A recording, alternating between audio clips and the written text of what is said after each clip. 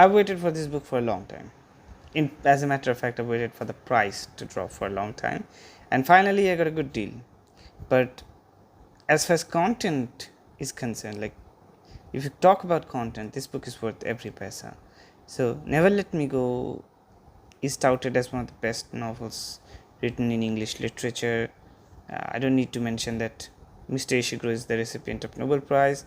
A lot of accolades for this novel, but that aside, all the titles and the acclaims aside, I believe this is one of the best novels I've ever read in any literature whatsoever. Just one of the most complete, one of the most devastatingly beautiful book. So before I venture further into the pros and cons and all the feelings that evoked inside me after reading this one, I want to give you a little bit of a summary of this book, like sum it up. This book is centered around the triangle of love and friendship between three children, I should say children, because eventually they grow up. Ruth, Kathy, and Tommy. They live in this boarding school, this special fancy boarding school named Halisham.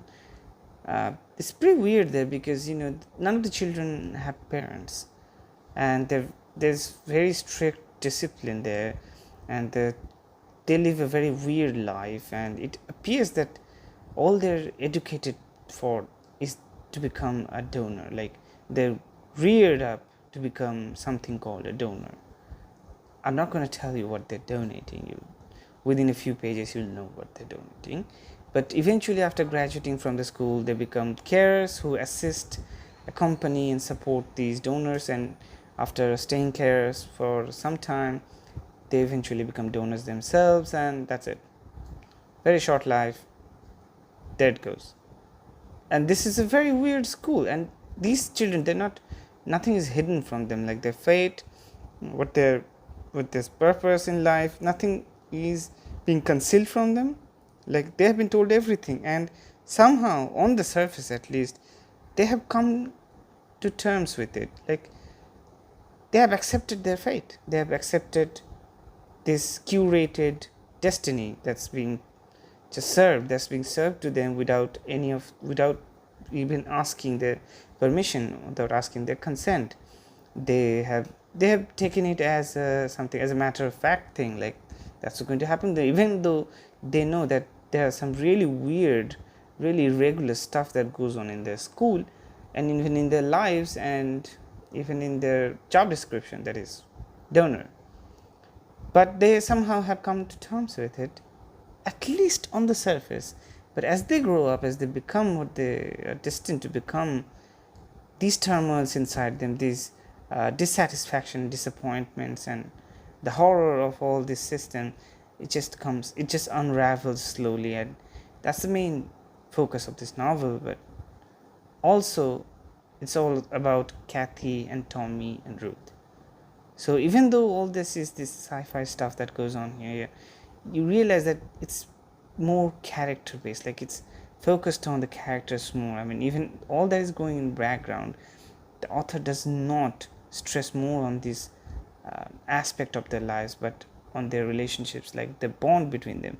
That's what he focuses on. And there's like this continuous ups and downs, and these love, hate, friendship, this thing, just alternating these shades of emotions between these three kids. I think it's better if you read it, because it's hard to sum it all up.